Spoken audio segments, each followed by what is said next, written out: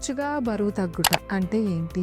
ఎన్ని వారాలు ఎన్ని నెలలు తగ్గితే తరచుగా బరువు తగ్గటం అంటాము? దాని వల్ల ఏమి ప్రభావాలు ఉంటాయి హెల్త్ మీద? కారణాలు ఏంటి? ఇవి ఇవాళ తెలుసుకుందాం. నేను డాక్టర్ తపస్వి Krishna, transplant plant pulmonologist, Fortis clinicals hospitals, Lakdi couple, Hyderabad. బరువు అనేది తరచుగా ఎందుకు తగ్గుతారు? మెయిన్ మన జెన్జీ వారిలో చూస్తే బరువు తగ్గటం ఎందుకంటే స్టైల్ గా ఫుడ్ సరిగ్గా తీసుకోక, టైం టు టైం ఫుడ్ తీసుకోక, సన్నగా అయిపోవాలని కోరుకున్నప్పుడైతే తరచుగా బరువు తగ్గిపోతారు చిన్న పిల్లలు. కానీ దాని వల్ల న్యూట్రిషనల్ డెఫిషియన్సీ రావటము, టీబీ వంటి జబ్బులు ఈజీగా రావటం జరుగుతూ ఉంటాయి. సో పిల్లలు కానీ సన్నగా అయిపోవాలి, సన్నగా కనిపించాలి అని చెప్పి ఫుడ్ మానేస్తే ఖచ్చితంగా న్యూట్రిషనిస్ట్ దగ్గరికి తీసుకువెళ్ళాలి.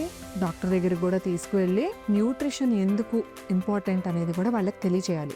ఎందుకంటే గ్రోయింగ్ ఏజ్ లో న్యూట్రిషన్ బాగలేకపోతే డిసీజెస్ చాలా ఈజీగా వస్తాయి. డిసీజెస్ ఈజీగా వచ్చినప్పుడు గ్రోత్ అనేది స్టంటింగ్ అవుతూ ఉంటుందన్నమాట. సో తరచుగా బరువు చిన్నపిల్లల్లో తగ్గినట్టయితే వారిని ఖచ్చితంగా కౌన్సిలింగ్ కి తీసుకెళ్లి ఫుడ్ సరిగ్గా తీసుకునేటట్టు చేయాలి. కరెక్ట్ న్యూట్రిషన్ తీసుకోవాలన్నమాట. ఇది కాకుండా పెద్దవారిలో బరువు తగ్గాలనుకోకుండానే ఏమంటారంటే అన్ఇంటెన్షనల్ వెయిట్ లాస్ అంటాము. తగ్గాలని అనుకోకుండా తగ్గిన వారిలో కారణాలు ఏముంటాయి? మనకి రోజువారీ చాలా ఎక్కువగా చూస్తుంది ఏంటంటే డయాబెటీస్ లో బరువు చాలా తగ్గుతారు. బరువు ఎక్కువగా ఉన్న వారిలో డయాబెటీస్ కామన్ అయితే, మామూలుగా బరువు ఉన్న వాళ్ళు ఎక్కువగా బరువు తగ్గుతున్నట్టయితే షుగర్స్ ఏమన్నా అన్కంట్రోల్డ్ ఉన్నాయా అనేది చూసుకోవాలన్నమాట. ఇది కాకుండా ట్యూబర్కులోసిస్, ఊపిరితిత్తుల డాక్టర్ దగ్గరికి వెళ్తే మీకు చెప్తారు. ట్యూబర్కులోసిస్ అనే వ్యాధి వస్తే మాత్రము బరువు చాలా ఎక్కువగా తగ్గిపోతూ ఉంటారు.